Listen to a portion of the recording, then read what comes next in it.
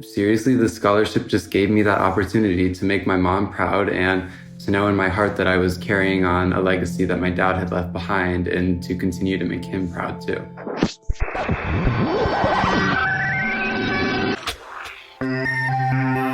Hi, everyone, and welcome to another episode of Connecting ALS. I am one of your hosts, Mike Stevenson, coming to you from the Twin Cities of Minnesota, and I'm joined by my co-host in North Carolina, Jeremy Holden. Hard to believe that we are about to be in May, and as many of you know, the first day of ALS Awareness Month.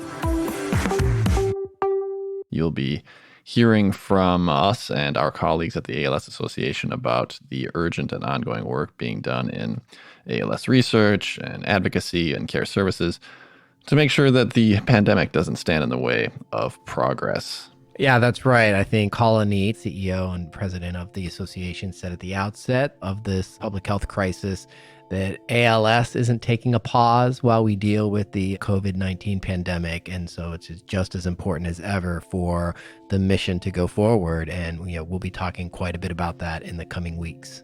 Absolutely. Stay tuned for some interesting content from both Connecting ALS and the ALS Association during ALS Awareness Month. And speaking of compelling content, you mentioned Colin Neate. We wanted to give a shout out to the Business of Giving radio show in New York and blog, which is hosted by the very talented Denver Frederick. Denver interviewed ALS Association President and CEO Colin Neate Balas last week about managing through a crisis and how the association is responding to the pandemic. It was a great conversation, and we encourage you to take a listen. We'll post a link to that interview in our show notes for anyone that wants to check that out. All right, for this week's episode of Connecting ALS, we spoke to Mark Kalmus about the scholarship fund he created in honor of his late wife, Jane, and the lives that fund is changing all over the country, including those of Ryan Pogemiller and his mother, Allison. After we spoke with Mark, we connected with Ryan and his mom about why the Jane Kalmus Scholarship Fund is so meaningful to them. Yeah, I thought it was great to hear from Ryan and Allison, but just, thinking about Ryan and, Mike, you and I are a little bit older than he is, but we're certainly at that time where leaving high school, thinking about what do I want to be when I grow up? What's the next step? And, I think I don't want to give too much away, but Ryan is thinking way more advanced thoughts than I was going into college. And, to think that because of some of the devastating impacts, both just emotionally and financially, that ALS brings to a family, that his path forward might not have seemed so clear. But again, a bright student, an honor student, and just fascinating to hear how he's taking this opportunity and his plans for the future. Yeah, he has a very, very good head on his shoulders and definitely more mature at that age than I was and probably we were, Jeremy. So looking forward to hearing from him in that interview. But first, as I mentioned, we're going to kick things off our conversation with Mark Kalmus. Let's hear how that went. We are pleased to be joined today by Mark Kalmus, Vice Chair of the ALS Association Board of Trustees. Mark, thank you for being with us today. Thank you for inviting me back, guys. It's a pleasure being with you. Yeah, some of our listeners probably recall having heard from you, and so we're happy to have you back to talk about a really important issue today. But before we get into that, for some of our listeners who don't know you, tell us a little bit about your connection to ALS and why you serve this community. Yeah, I'd be happy to. So my late wife, Jane, was diagnosed with ALS in June of 2009 at the Mayo Clinic in Rochester, Minnesota. And during our final session with clinic staff, we were given information about the ALS Association and about the St. Louis Regional Chapter, which was the nearest chapter to us at the time, and importantly, the St. Louis University ALS Clinic. And so from there, I started to learn as much as I could about ALS and the ALS Association. And then after that, in 2010, the family formed a Walk to Defeat ALS team that we named Jane's Angels. And that team is now in its 11th year, and we have raised nearly $750,000 for the association. That's something I know I and my kids are very proud of. And then over the ensuing years, I became more known to and involved with the St. Louis chapter. And as a result of that, they nominated me to become a trustee on the association's National Board of Trustees in 2014. I was elected to the board in February of 2015, and I've served on the board since in several capacities and in several positions. And I also serve as a member of the St. Louis Chapter's Board of Directors. So I've been heavily involved with the association in that regard. And then after an 8-year battle with the disease, Jane passed away in August of 2017. And prior to her passing, I promised her that I would do all I could to help eliminate this devastating disease.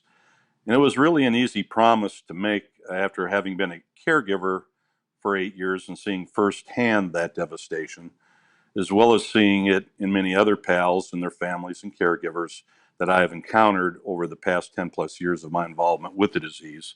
So that's why I serve. And getting to serve with other tremendously talented, dedicated, and wonderful volunteers and staff at the ALS Association, such as you guys, it's been extremely rewarding and a blessing for me.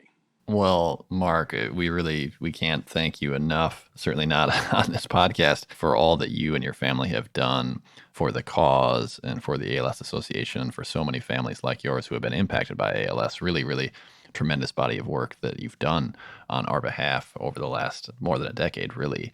Today, we want to talk to you about the scholarship fund, specifically.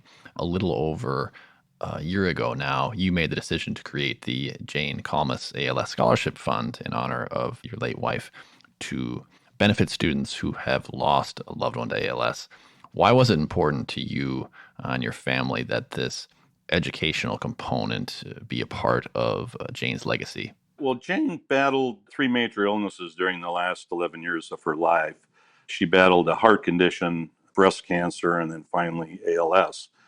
And she waged those battles with great courage, determination, and will, and yet she did so with unbelievable grace and kindness and empathy towards others that were similarly affected. So when I decided I wanted to honor her and her legacy, I knew that she would want me to do something that helped others, as she and I had done before she had died. And as I worked with the association on ideas, education surfaced, and it immediately resonated with me. Jane was always an education advocate.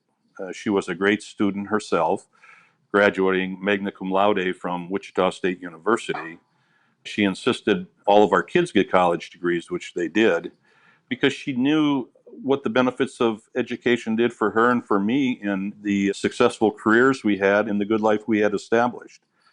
And then lastly, she was a volunteer at an after-school program where she taught kids and helped them with their homework. So I chose education and knew there was an immediate unmet need for educational funding within the ALS community. And I also knew that Jane, while she would be tremendously embarrassed at the attention, that she would be immensely proud of what we were doing in her name. I'm sure she would be proud. And I want to get into the first year and what we saw coming out of that. But first, I want to talk about an interesting component about the scholarship fund, which is its commitment not just to kind of what we think of as college, traditional 4-year degree granting universities, but also 2-year programs, community colleges, vocational education. Why did you think it was important to think expansively about the education that would be funded through this program? Well, you kind of just said it yourself. To be inclusive is very important, and we don't want to leave any students behind. So, when we are young, when any person is young, we all have dreams of what we want to become and what we want to accomplish in life. Jane, I, and our kids all received 4-year college degrees. And one of my kids received a master's degree also. And we chose that path because of the professions we are interested in pursuing. Well, other students will have professions they want to pursue that require different paths. And those paths may lead to junior college or vocational school education. So if an educational institution is accredited, a student who receives one of the Jane Calmus ALS scholarships may attend any of those institutions regardless of type. And thank you for asking that question, because it's really important to me that all students have this opportunity. Yeah, it's really great to hear that. And I know that a number of these scholarship recipients have appreciated that, as will future scholarship recipients. And kind of a good segue into talking about, now that we're entering year 2 of the Calmus Scholarship Fund, the first recipients are putting their scholarships to use and wrapping up a year of schooling. And you've been receiving applications from all over the country for this next round.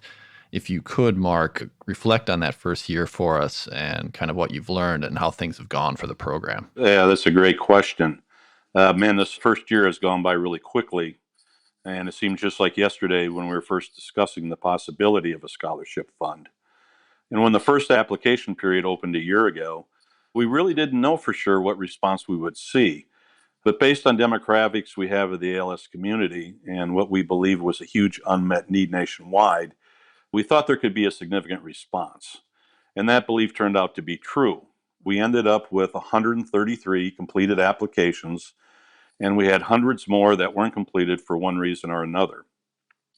And out of that 133, we were able to award 45 $5,000 scholarships to students from 25 states. And of those students, about 30% were high school seniors, and the other 70% were already undergraduates pursuing their secondary education. 40 of those kids that had gotten an award had a parent or have a parent with ALS. 4 had a grandparent with ALS, and we had one person with ALS apply and receive an award. So those are pretty much the stats on the first year. But to your question in regard to me personally, the first year brought emotions to me across the spectrum. I was very excited to see the fund established and do what it was intended to do. It was a bit surprising to see that initial response, even though we thought it could be significant. And it has been extremely rewarding and emotional at the same time, especially when I read some of the thank you notes that have come into the association from award recipients. We have always known that there's a real and significant financial burden and pain in the ALS community. That's been well documented. But this scholarship program has shined the light on part of that burden that has been somewhat hidden. And for that, I'm grateful that we were able to do that. However, while I have been excited and pleased with how this has started, I'm also still reminded there's still unmet need. While we helped 45 students, 88 88 other kids didn't get an award. And to me, that's unacceptable. Until we can meet 100% of the need, I will always have a feeling of sadness and futility for those we couldn't help. So that's why I and the association are working relentlessly to find additional funding. We beat the bushes and look for opportunities all the time, and I will do so for as long as I can do that. You talked about the first year. So now we're in the application period for the second year, and that application period will be open until May 18th.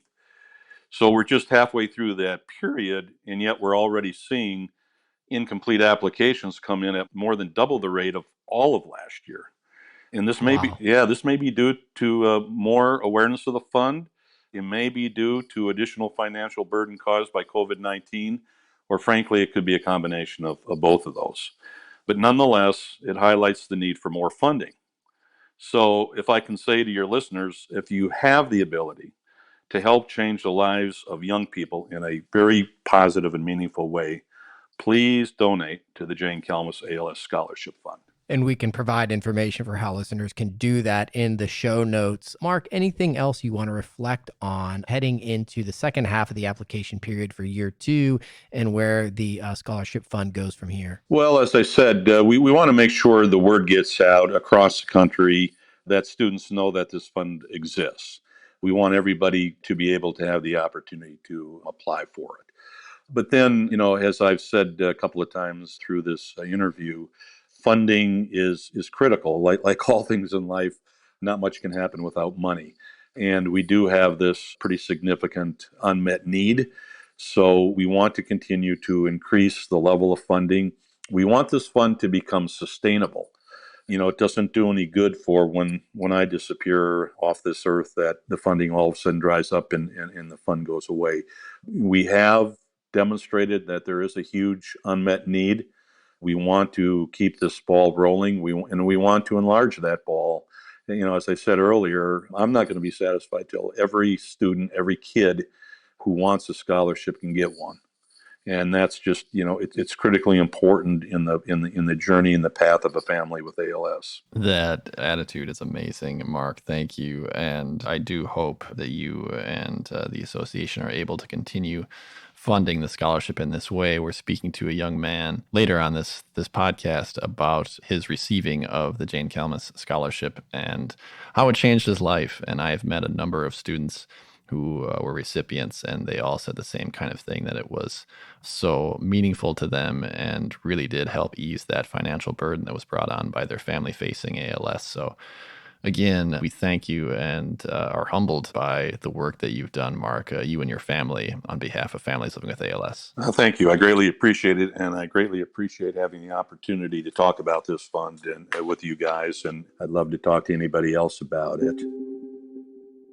Thanks again to Mark Kalmus for walking us through kind of the background, his connection to ALS, and the initiative to help fund continuing education for young people whose lives have been impacted by the disease. We're going to hear now from one of the recipients from the inaugural class of the Jane Kalmus ALS Scholarship Fund, as we hear now from Ryan Pogemiller and his mother, Allison.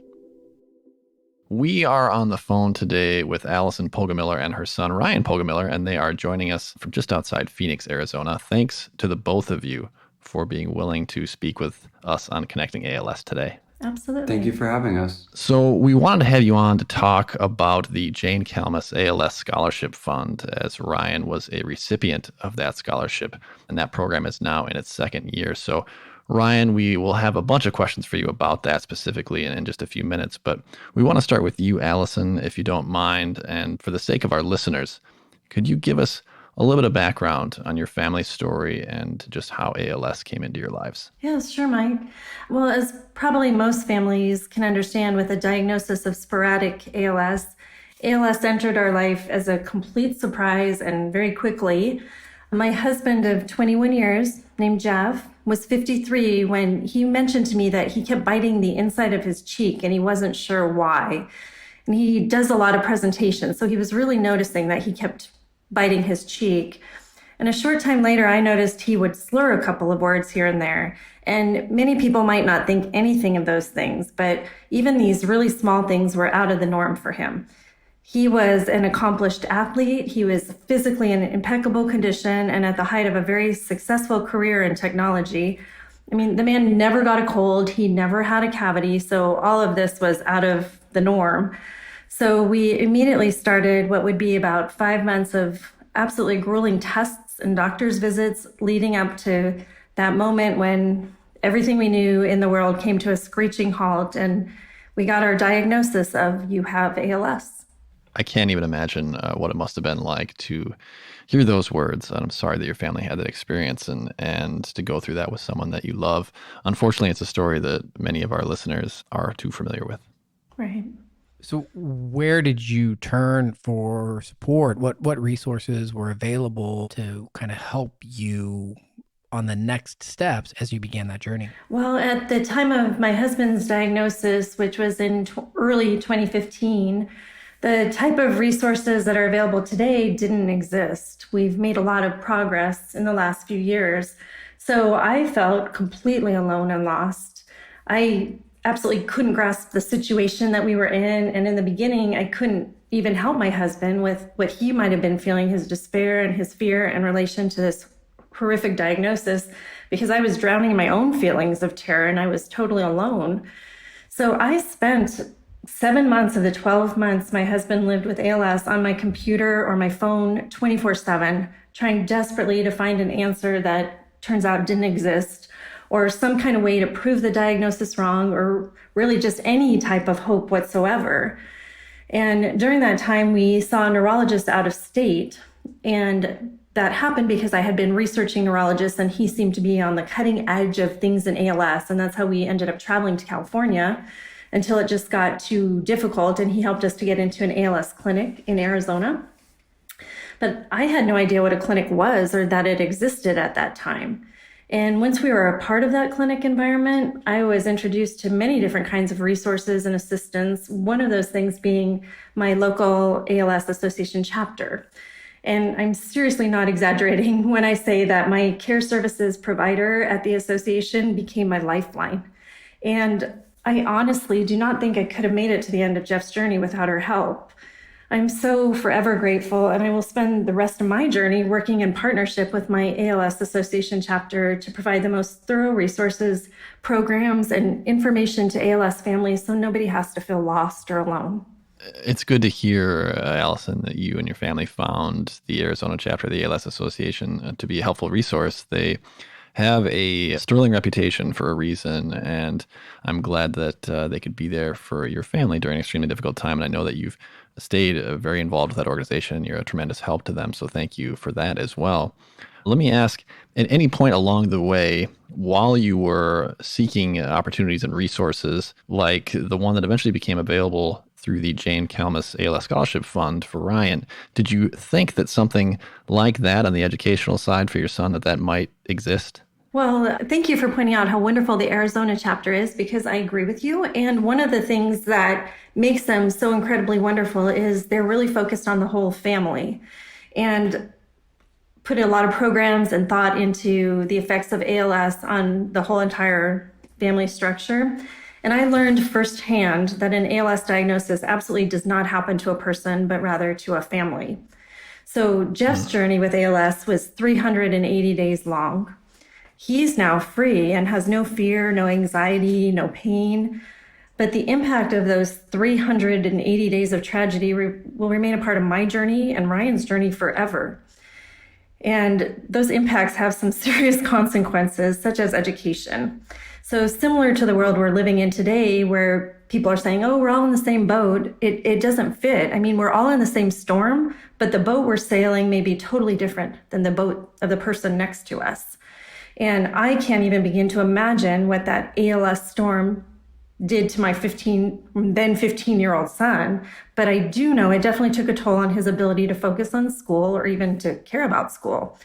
And while he amazingly, little bragging, graduated high school with a 4.0 in honors classes, the scholarships that we had always known would be available to him because he's always greatly excelled academically just weren't there.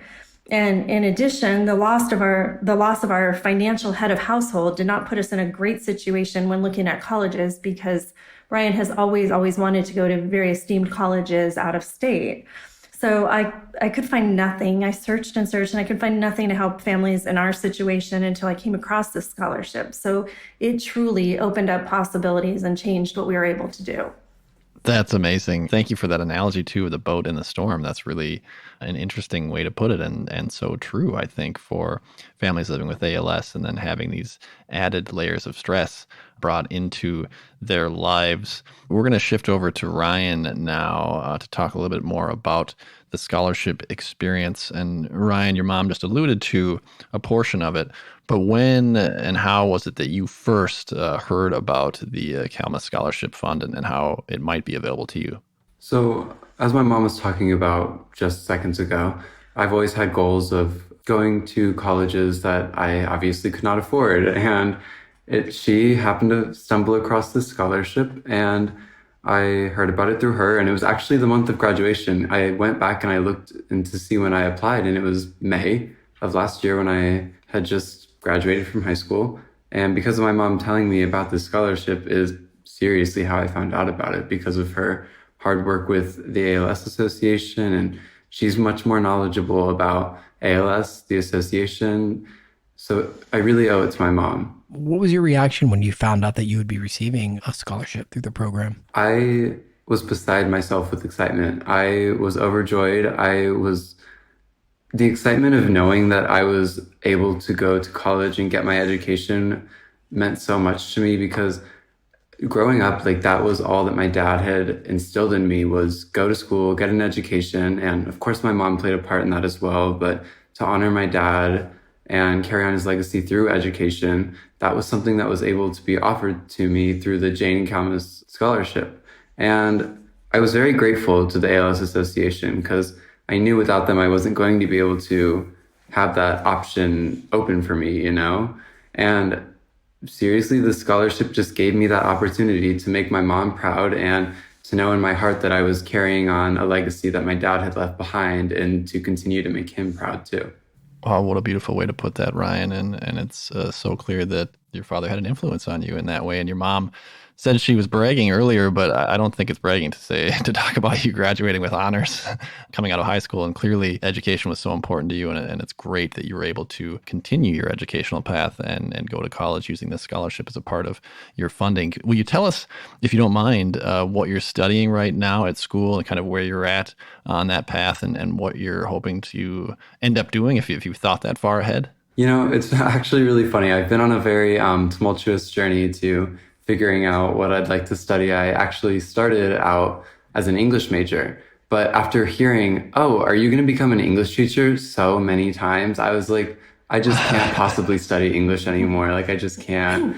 I'm just kidding about that part. I realized there wasn't a good job outlook. Anyway, currently I'm studying technological leadership, and it's a new program that ASU is implementing. And it basically has to deal with like inquiry and analysis of technological issues and how we fix them. So like a good example that my advisor and even the webpage gives is, what are we going to do? Like, what's the moon going to look like after humans settle?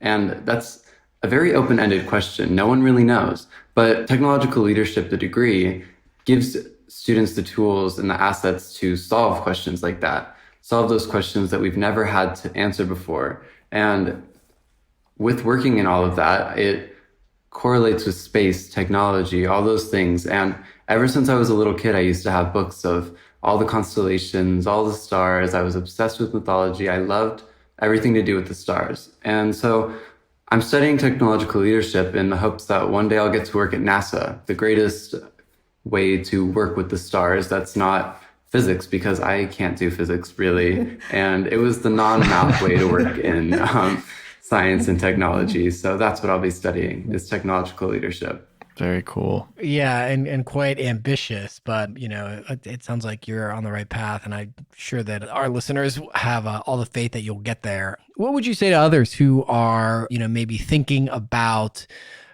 what do I do? How do I help fund college? Who are thinking about applying for the scholarship? What advice would you give to them? Well, I mentioned earlier how I was very excited about receiving the scholarship, but that excitement didn't come without the anxiety of applying for it, because I had never applied for a scholarship, obviously. I was a first-year student, not even yet. At the time I applied for the scholarship, I had yet to even walk the campus. So I really didn't know anything about college. I didn't know what to expect. I didn't know how scholarships worked. And I was scared. I didn't want to put in the effort to a scholarship and then get a rejection letter and just feel bad about it, But you know what? All of that went out the window when I just said, I'm just going to apply, because what do I have to lose? I apply, I either get in or I don't. But if I don't apply, I know I'm not getting in. But at least with the application, I have a chance to get in. And my advice genuinely to other people is, leave that anxiety at the door, because when you leave it at the door, you can apply for the scholarship, hopefully get it, and then the scholarship opens up so many other doors. So it really doesn't matter how anxious you are. Put that aside. And I'm speaking from personal experience as someone who's anxious all the time. Scholarships are not as scary as they seem. And I thought they were terrifying, but I would recommend to use your resources. Don't be afraid to ask for help. You can use a community. Everyone wants to see each other succeed, and we all succeed when we're doing that and helping each other. So really, to my main point, my main advice is to just let it all go. Don't be scared. Just apply and hope that multiple new doors open after you've applied for your scholarship. So well put. Ryan, yeah, I wish that I had your humility and logic when I was your age, because I think I probably would have ended up with a better education. It sounds like you've really given your future a lot of thought, and then you are very much on the right track. And we spoke with Mark Kalmus, the founder of the Scholarship Fund and the husband of the late Jane Kalmus, earlier about the sort of students that are receiving the scholarships and some of the applications and letters that he's received. And you are exactly the sort of person that he was referencing in hopes that people just like you would be able to benefit from the fund and would go on to do amazing things. And just based on what you said today, I know that we don't know you super well, but it sounds like you have a really bright future ahead of you. So thank you so much for that insight. Thank you for having us and the opportunity to share our stories. Thank you again to Ryan and Allison Pogemiller for sharing their story and the impact of the Jane Kalma's ALS Scholarship Fund, and of course, Mark Kalmes for his insight into the initiation of that fund and plans to grow it and make it even more impactful going forward. For those listening, applications are being accepted now for the second year of the Jane Kalma's ALS Scholarship Fund. So we'll share a link to that in the show notes. And of course, you can go to the ALS Association blog to learn more about that. Applications still being accepted for another couple weeks. Thanks for mentioning that, Jeremy. Again, I am in awe of what the Kalmas family has done for the ALS community, and the Jane Kalma's ALS Scholarship Fund is an incredible resource for students whose lives have been impacted by ALS. Great to hear from both Mark and the Pogemillers on their experience. Some quick housekeeping here before we wrap the show. You may have seen that we put out a call earlier in the week for story submissions ahead of next week's episode, which will be themed around Mother's Day. We're asking for stories about wonderful moms from families who have been impacted by ALS. And if you find us on Facebook or Twitter, or visit connectingals.org, you'll find instructions on how to record those messages and submit them to us. Our hope is to include a few of those stories on the show next week. Let us know if you have questions on that, but we're looking forward to hearing from you about what Mother's Day means to your family. And Mike, I'm glad you mentioned that, because it is a good reminder that I still have to get a card and get that sent in the mail. So thank you for that. Yeah, it's sneaking up on us. All of a sudden, it's going to be May, and then Mother's Day's here. So yeah, get those cards, get those flowers ordered. All right, it is time for us to stop rambling on. We would love it if you subscribe to the show at connectingals.org or wherever you get your podcasts. And if you found us on social media to share your feedback about the show, that'd be great as well. This episode was produced by Garrett Tiedemann of the Minnesota, North Dakota, South Dakota chapter of the ALS Association. Thank you so much for listening, and we will connect with you again soon.